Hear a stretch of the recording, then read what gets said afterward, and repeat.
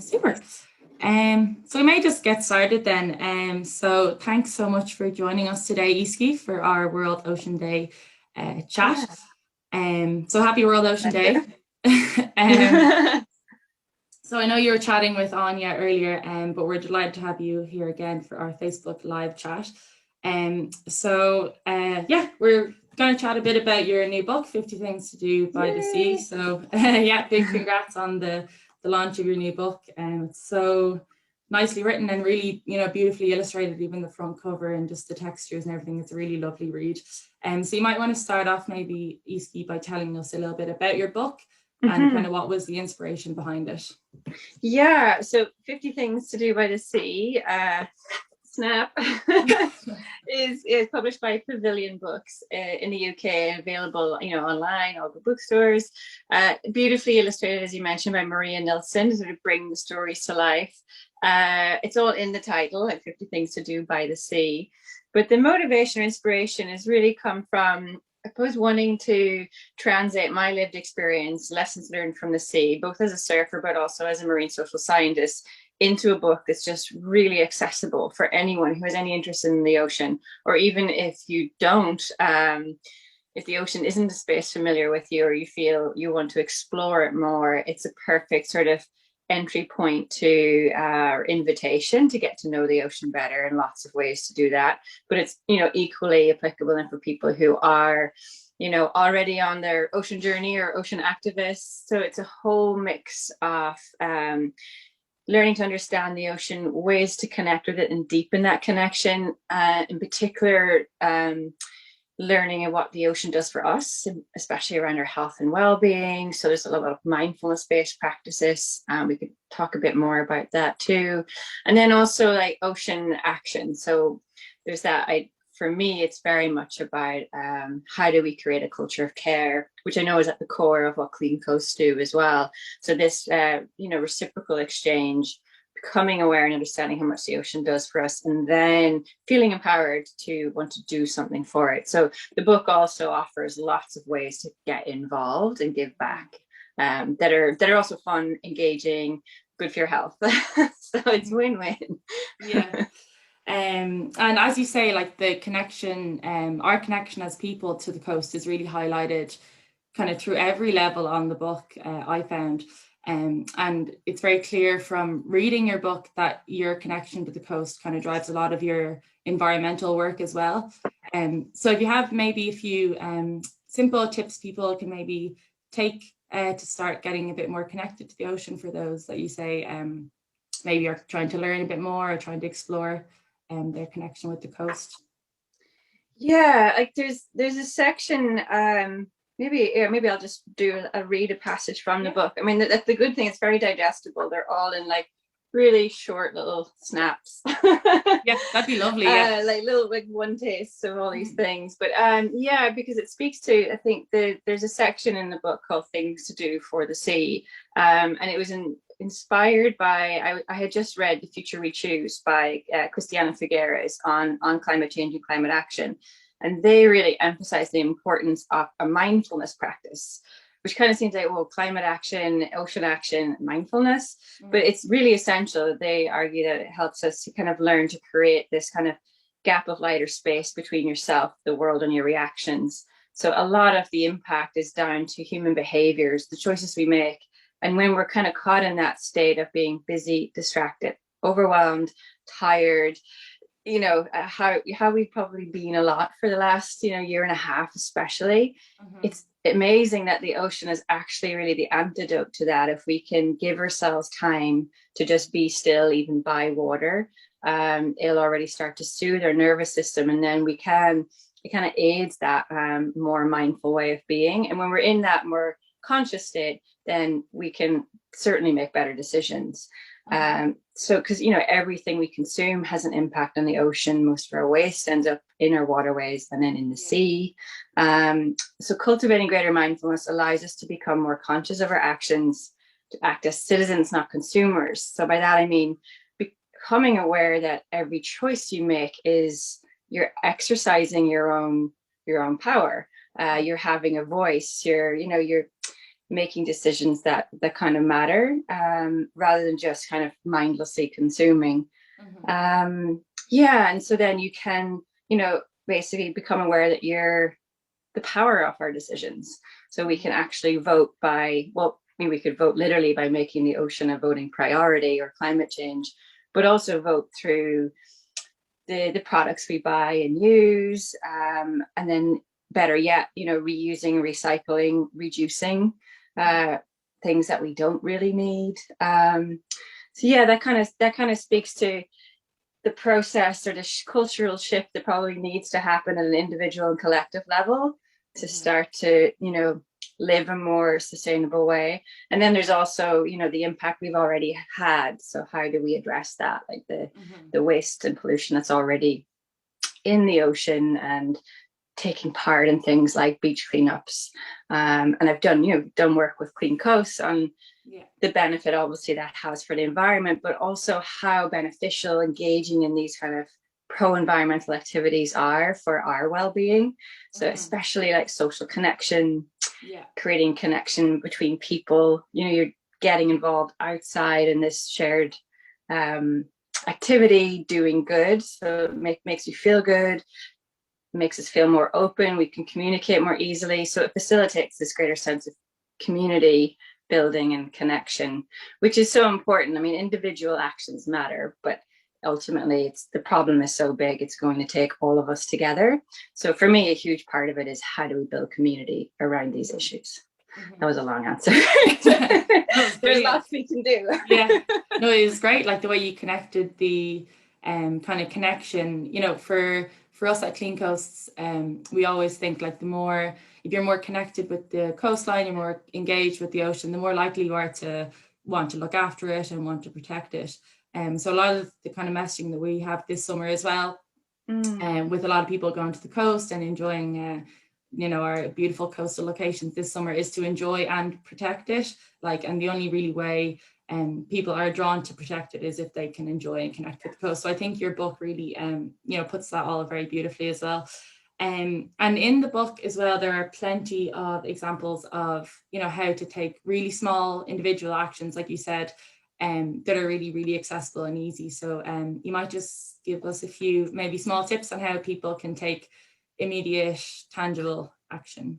Yeah, I mean, a remarkable thing for me, especially as a marine social scientist, is looking at all the ways we're connected to the ocean and how it touches like every aspect of our life, regardless of whether we live inland or landlocked, because the ocean literally is our life support system. But in turn, every action we take has a potential consequence or impact, but also a benefit.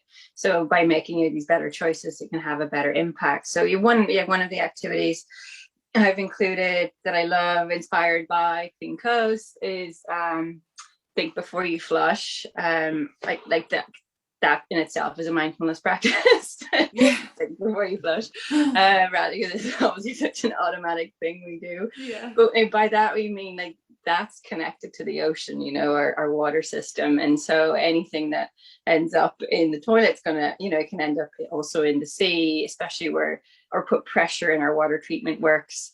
And I know Clean Coast has done a lot of awareness raising around the so-called like dirty dozen. So these items that are like the most polluting and have the greatest impact coming from our domestic waste. And so it's thinking about what those. So for example, face wipes, baby wipes, cleansing pads, cotton buds, medicines, cigarettes, tampons, the whole lot. But thinking about what you use and dispose of, and then how could you make a switch? So how could you change that up for a biodegradable product, a natural product, a reusable product? And then also, there's a lot more choices now to do that, which is great. And then the other thing too is the big issue, the more visible one that everyone is very aware of is plastic pollution in the ocean, which it's huge. And it's, the consequences for our human health is still not fully understood, but you can only imagine that, having microplastics show up in our drinking water and in our bodies, and it's probably not going to be a good thing ultimately. but the bigger issue is, or one of the other, but the less visible issues are chemical pollutants that are accumulating more and more in our waterways and ocean, which we know very little about. So we're kind of creating this chemical soup. Who knows what the consequences are? And again, a lot of that comes from also industrial agricultural waste, but domestic. So again, what we're putting down our sinks and toilets. So thinking about what cleaning products are you using, and how can you switch them out for more environmentally friendly ones? And again, there are great alternatives. Even the Irish company, you might know, Emily Lilly's, the cleaning products. But anyway, yeah. So that's just one.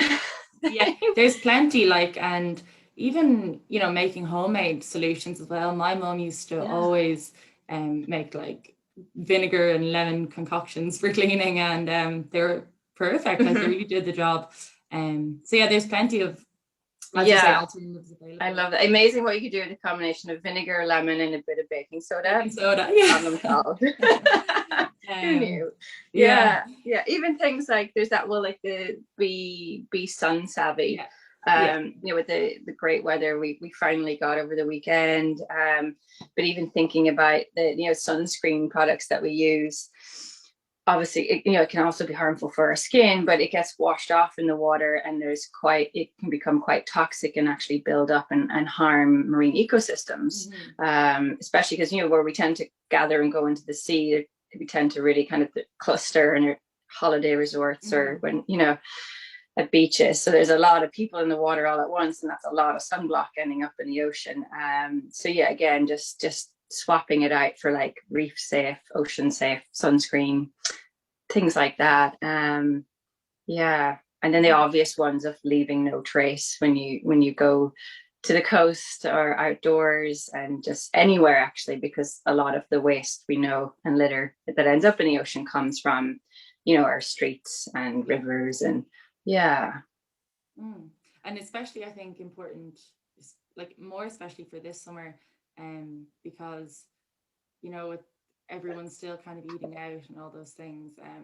The bins in most of our places are at full capacity, and that only gets worse. As you say, 80% of our litter comes from the land that goes into the sea, so it's a massive quantity. The last question I had for you really then, because today is World Ocean Day, and the main goal of World Ocean Day in Ireland for this year is our 30 by 30 goal. So to have 30% of our marine area protected by 2030. So from your experience, Easkey, how kind of important are marine protected areas, and how important and achievable do you think our 30 by 30 goal is? Yeah, great question. I mean, if you ever wanted to be an ocean activist, now is your opportunity. Because we have a chance to have a say. Like every citizen in Ireland can and should lend their voice to this. We are an island nation. We have one of the largest, richest, most biodiverse maritime territories, and yet we have some of the lowest levels of marine protection in the world.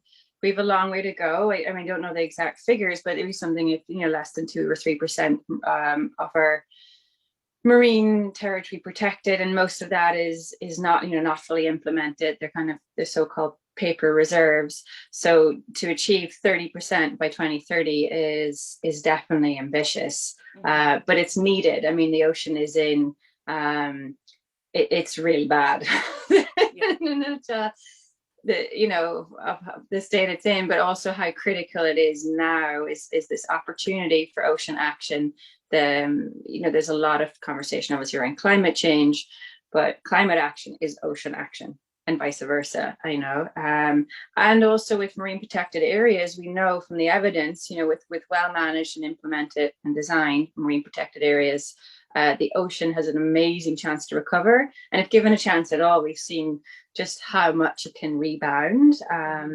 It has a remarkable capacity to heal and regenerate itself. So we need to shift into that more regenerative thinking, both on land, but especially in the ocean. And marine protected areas are just kind of one way to do that. They're a really important tool in the toolkit, and the success of it depends on are engaged, how we engage with it. So the success of MPAs completely depends on how inclusive the process is, how participatory it is.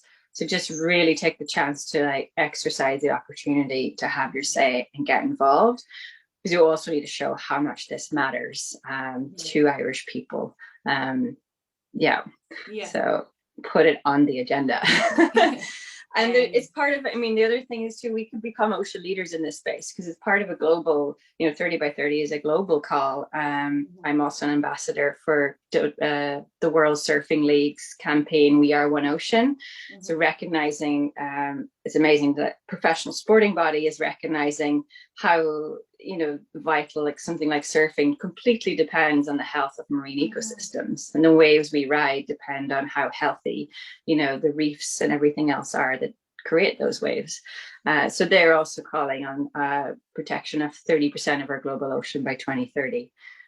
So it's a real chance to kind of create some momentum behind this now, because that's not much time. That's less than 9 years. It's very soon.